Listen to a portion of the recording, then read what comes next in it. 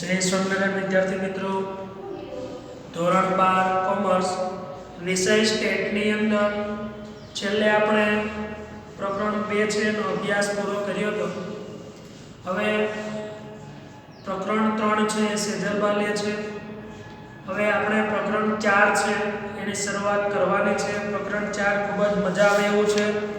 પ્રકરણનું નામ છે locks. Locks means limit. Limit આપણે ક્યાં સુધી જતી હોય છે, લક્ષ ક્યાં સુધી જતું હોય છે, એ આ પ્રકરણની અંદર આપણે અભ્યાસ કરીએ છીએ. તમે ધોરણ 11માં વિધેયની કિંમત લખતા શીખી ગયા છો, બરાબર? કે કોઈ એક વિધેય હોય અને એમાં ચલની કિંમત મૂકતા એ વિધેયની કંઈક આપણને કિંમત મળે છે. ધારો કે હું અહીંયા એક વિધેય લખું. મારી પાસે એક વિધેય છે f of x બરાબર 3x + 2. તો હું અહીંયા ચલ x છે એ ચલ x ની કંઈક કિંમત મૂકું તો મને વિધેયની કંઈક કિંમત મળશે. ધારો કે ચલ x ની કિંમત 1 છે તો x ની જગ્યાએ હું 1 મૂકું તો જ્યાં x ની જગ્યાએ આપણે 1 મૂકીએ 3 × 3 3 × 2 5 તો મને x બરાબર 1 ચલની જે કિંમત છે ચલની એક કિંમત આગળ મને વિધેયની કિંમત શું મળે 5, બરાબર? તો આ કઈક ચલની કિંમત મૂકશું ત્યારે આપણને વિધેયની કિંમત મળે છે, બરાબર? પણ આવું દરેક વખતે શક્ય બનતું નથી. તમારી સમક્ષ એક બીજો વિધેય લો તો તમને ખ્યાલ આવશે કે કોઈ એક વિધેય છે આવું x2 - 16 છેદમાં x - 4. હવે એક કામ કરો, અહીંયા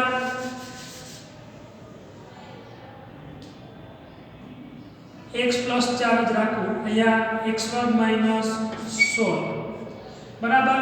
તો આ જે સમીકરણ છે એમાં તમે x બરાબર -4 ની કિંમત મેળવશો તો આ શક્ય નહીં બને, છે 0 થઈ જશે, બરાબર? તો આવું જ્યારે વિધેય આવે છે, ધારો કે હું x બરાબર 4 મૂકી દઉં, f of -4 બરાબર તો x2 - 4 એટલે તો કે -4 નો વર્ગ -16 છેદમાં -4 + 4 તો આ છે 0 થઈ જશે, બરાબર?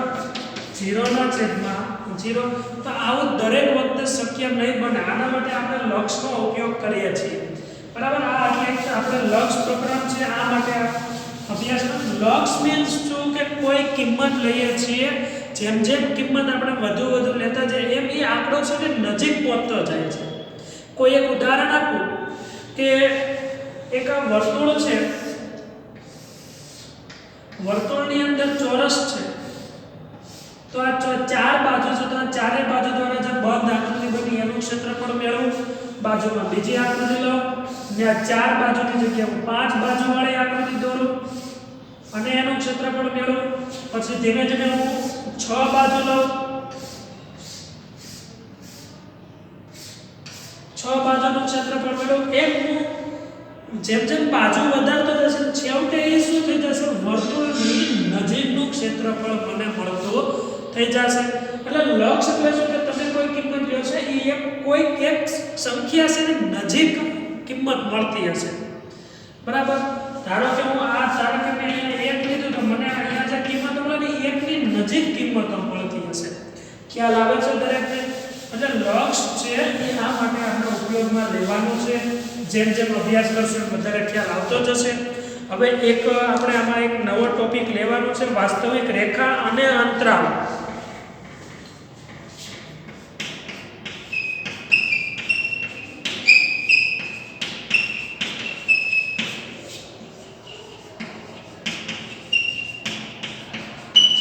હવે આમાં વાસ્તવિક રેખા શબ્દ આવ્યો. વાસ્તવિક રેખા કહેવાય કોને?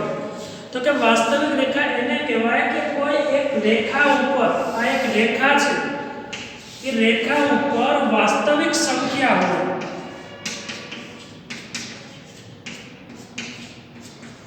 આવી વાસ્તવિક સંખ્યા હોય તો આવી સંખ્યાઓ દ્વારા જે રેખા બને છે એને આપણે વાસ્તવિક રેખા કહીએ છીએ।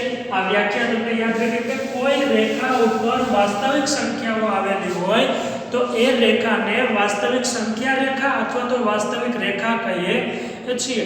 હવે ત્યારબાદ શબ્દ છે અંતરાલ, કે કોઈ બે વાસ્તવિક સંખ્યા છે એની વચ્ચે પણ કંઈક સંખ્યાનો ગણ હશે, બરાબર। તો આવી જે સંખ્યાઓનો ગણ છે એને આપણે અંતરાલ કહીએ છીએ। તમારી ટેક્સ્ટબુકમાં વ્યાખ્યા છે જો કે કોઈ બે વાસ્તવિક સંખ્યાઓની વચ્ચેની વાસ્તવિક સંખ્યાઓના ગણને અંતરાલ કહે છે। અંતરાલ બે પ્રકારના હોય છે, આમ તો 4 પ્રકાર છે પણ આપણને બે પ્રકાર આવડે એટલે બીજા બે ઓટોમેટિક આવડશે। સંવૃત અંતરાલ, વિવૃત અંતરાલ, સંવૃત વિવૃત અંતરાલ અને વિવૃત સંવૃત અંતરાલ, બરાબર। તો પહેલા તો સંવૃત અંતરાલ।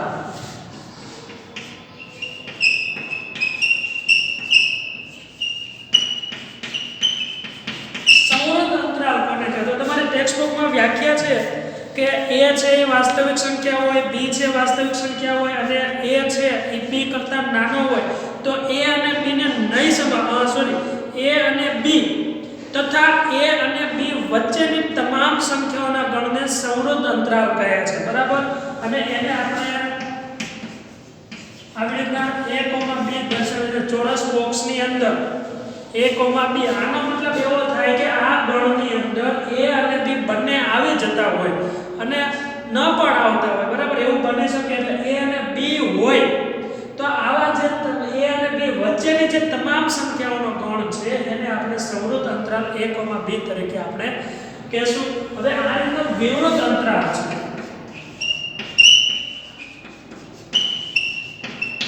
વિવૃત અંતરાલ શું તો કે a અને b ને ન સમાવતી હોય એવી સંખ્યાઓ, એવી આ બંને સંખ્યાની વચ્ચેની જે સંખ્યાઓ છે એવી સંખ્યાઓના ગણને આપણે વિવૃત અંતરાલ કહીએ છીએ, બરાબર। ત્યારબાદ સંવૃત વિવૃત છે।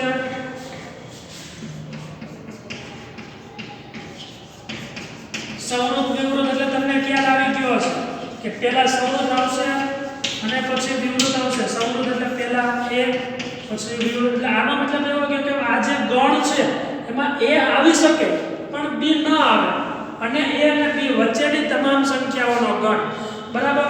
પછી વિવૃત સંવૃત, તો વિવૃત સંવૃતમાં તમે સમજી ગયા હશો।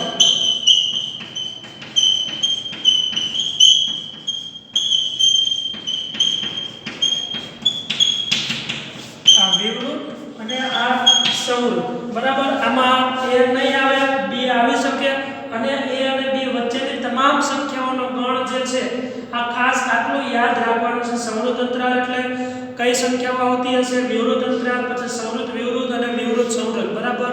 આ ખૂબ જ અગત્યનું છે। આપણે અંતરાલ વિશેની માહિતી મેળવી। હવે એક માનાંક શબ્દ છે એની આપણે ચર્ચા કરવાની છે। માનાંક,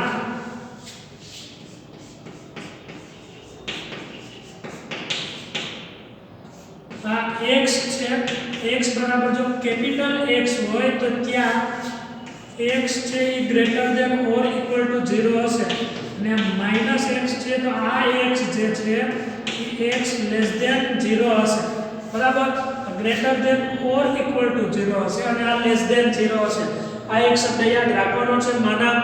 હું હવે મારે તમને હું એમ કહું કે કોઈ એક સંખ્યાનો માનાંક મેળવો, ધારો કે -4 નો માનાંક મેળવો તો -4 નો માનાંક પ્લસ થાય, -2 નો માનાંક તો +2 થાય, -1/5 નો માનાંક તો +1 થાય। મતલબમાં માનાંકમાં જે માઈનસ વાળી સંખ્યા છે એ માનાંકની બહાર નીકળે એટલે પ્લસ થાય। માનાંકમાં આ તમારે યાદ રાખવાનું છે। એમસીક્યુમાં તમને પૂછ લે કે -4 નો માનાંક શું થાય તો કે +4 થાય, બરાબર। હવે x - a less than delta નો અર્થ આપણે સ્વીકારવાનો છે। અહીંયા આ સ્વરૂપ તમારે યાદ રાખવું પડશે, x - a less than delta, બરાબર। આને આપણે ડેલ્ટા કહીએ છીએ। શું કહીએ છીએ? ડેલ્ટા। આ એક ડેલ્ટા શબ્દ ખાસ યાદ રાખવાનો છે। હવે આનો જ્યારે મારે લક્ષ મેળવવો માનાંક મેળવવો હોય તો એ માનાંકમાં x - a less than delta ત્યારે થાય જ્યારે x greater than or equal to a હોય। x ની કિંમત છે a કરતા મોટી હોય અને x minus a greater than delta હોય તો ત્યારે આ x ની કિંમત છે ઈ a કરતા નાની હશે. એટલે કે આ જે છે એ a માઈનસ x થઈ જશે, કારણ કે આનો માનાંક છે એ માઈનસ લ્યો એટલે આ a માઈનસ x થાય. બરાબર. તો ડેલ્ટા જ્યારે x ની કિંમત છે એ a કરતા નાની હશે. બરાબર.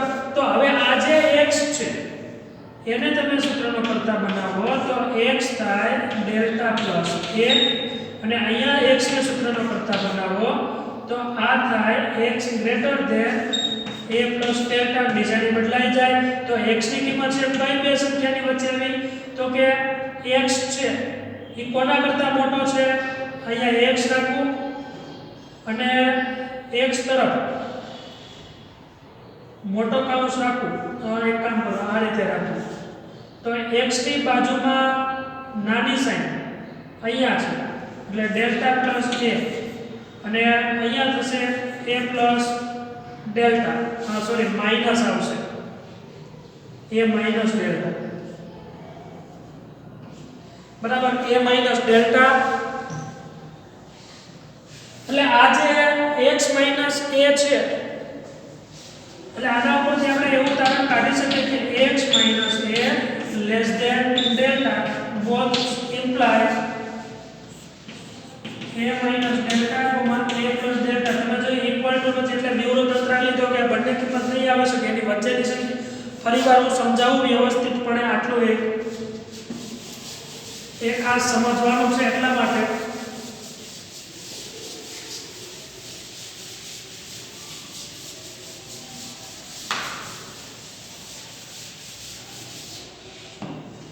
x માઈનસ દરેક વિદ્યાર્થી મિત્રો ધ્યાન આપશે વ્યવસ્થિતપણે. આ એક સ્વરૂપ છે માનાંક માટે. હવે આ માનાંક આ લેસ ધેન છે આને માનાંક દૂર કરવો હોય તો એકવાર આ વસ્તુ છે એ પ્લસ થશે. x minus a less than delta plus લખી. પ્લસ ક્યારે તો કે x ની કિંમત છે એ a કરતા મોટી હોય. x ની કિંમત છે a કરતા મોટી હોય તો x ને સૂત્રનો કરતા બનાવવો. તેથી x લેસ ધેન a વત્તા ડેલ્ટા માઈનસ a ઓલી બાજુ જાય એટલે પ્લસ થઈ જાય. આ એક સ્વરૂપ મને મળ્યું. હવે બીજું સ્વરૂપ હું કિંમત માઈનસ લઉં લેસ ધેન ડેલ્ટા તો એ ક્યારે બનશે માઈનસ કિંમત. હવે આને હું થોડુંક સાદુરૂપ આપું તો માઈનસ x અહીંયા છે એ માઈનસ થઈ જાય માઈનસ માઈનસ પ્લસ એટલે a minus x less than delta. હવે આ a છે એ કિંમત કેવી થશે તો કે x કરતા મોટી હશે. Sorry x minus a plus x minus એટલે x ની કિંમત a કરતા મોટી તો અહીંયા x ની કિંમત છે a કરતા નાની આવશે. બરાબર. x લેસ ધેન કારણ કે જો મોટી લો તો આ વસ્તુ માઈનસ થઈ જાય, માનાંક માઈનસ લાવવાનો નથી. તો આમાં હું x ને સૂત્રનો કરતા બનાવું તો ડેલ્ટા છે આ બાજુ આવે x ઓલી બાજુ જાય તો x બાજુ તો મોટું ખુલ્લું આવે x બાજુ મોટું ખુલ્લું કારણ કે ઓલી બાજુ આ ડેલ્ટા બાજુ a માઈનસ ડેલ્ટા. તો x ની કિંમત તમે જોયું કે x ની કિંમત છે કોના કરતા નાની છે a પ્લસ ડેલ્ટા, કોના કરતા મોટી છે a માઈનસ ડેલ્ટા.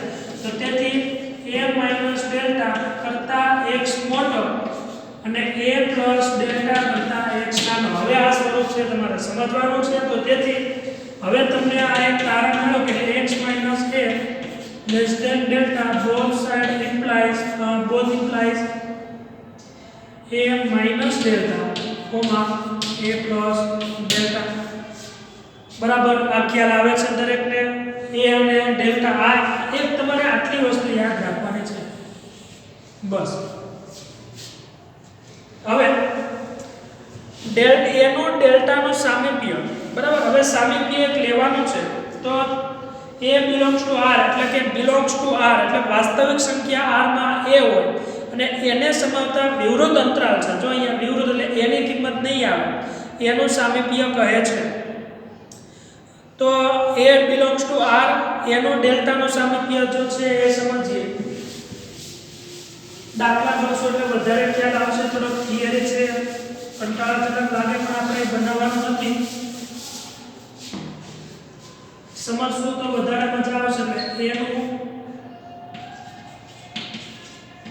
ડેલ્ટા સામીપ્ય તો જો a belongs to R અને ડેલ્ટા એ અઋણ વાસ્તવિક સંખ્યા હોય તો વિવૃત અંતરાલ a - delta, a plus delta ને a નું ડેલ્ટા સામીપ્ય કહેવાય છે, બરાબર. અને એને આપણે a ડેલ્ટા વડે દર્શાવીએ છીએ. તો હવે n a ડેલ્ટા છે, બરાબર.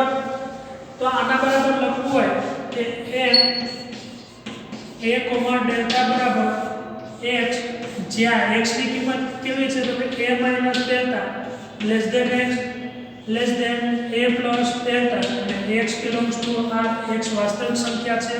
ટૂંકમાં આને લખવું હોય તો x જ્યાં વિવૃત અંતરાલ x, બરાબર, a - delta, a plus delta, અથવા તો આપણે આ કોના બરાબર લખતા હતા તો કે x - a less than delta, x belongs to R, બરાબર.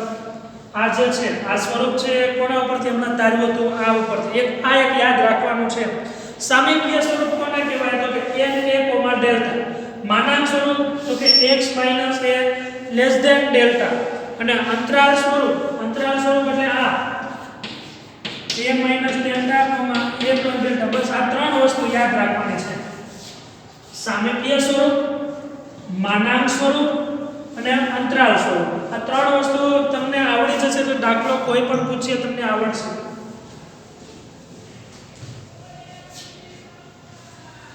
એટલે ખાસ આ વસ્તુ એક સમજવી.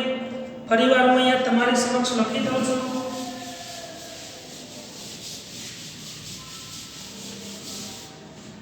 સામીપ્ય સ્વરૂપ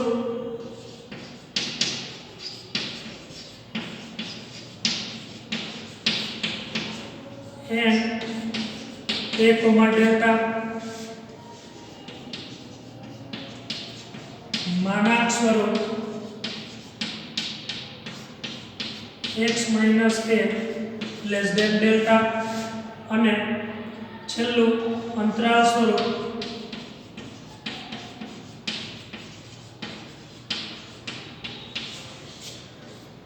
a - delta, a plus delta. આ ત્રણ વસ્તુ ઉપરથી આપણે દાખલા ગણવાના આવશે. લક્ષ છે, થોડીક થિયરી સમજવી અઘરી પડે. સાયન્સ વાળા વિદ્યાર્થીઓ છે એ પણ થિયરીમાં થોડાક મૂંઝાતા હોય છે, પણ એને થોડુંક શીખવવામાં આવે છે. ટ્રીક કંઈક અલગ હોતી હોય છે ત્યાં, બરાબર. તો અહીંયા આપણે દાખલા ઉપરથી થિયરીને સમજવાની આવતી હોય છે, પણ અહીંયા આપણે થિયરી પહેલાં સમજાવી છે, બરાબર. કંઈ વાંધો નહીં, આપણે દાખલા ગણશું એટલે ઓટોમેટિક થિયરી આપણને આવડવા મળશે, બરાબર. એટલે ખાસ દરેક વિદ્યાર્થી મિત્રો છે આ એક અંતરાલ, સામીપ્ય સ્વરૂપ અને માનાંક સ્વરૂપ છે પાકું કરી લે. એ હવે આજે તમારે હોમવર્કની અંદર આજે વ્યાખ્યાઓને ભણાવી. વાસ્તવિક રેખા અને અંતરાલની 4 અંતરાલ જોયા, બરાબર. પછી માનાંક સ્વરૂપ જોયું અને સામીપ્ય સ્વરૂપ જોયું. એ દરેક વસ્તુ તમારે હોમવર્કની અંદર કટપટમાં ગણવાનું છે, લખવાનું છે અને વોટ્સએપ પર ફોટો પાડીને મોકલવાનો છે. તો અહીંયા આપણે આજના તાસનો અભ્યાસ રાખીએ છીએ. નેક્સ્ટ ટાઈમ આપણે ઉદાહરણથી આગળ વધશું. તો અહીંયા આપણે આજના તાસનો અભ્યાસ પૂર્ણ કરીએ. જય સ્વામિનારાયણ.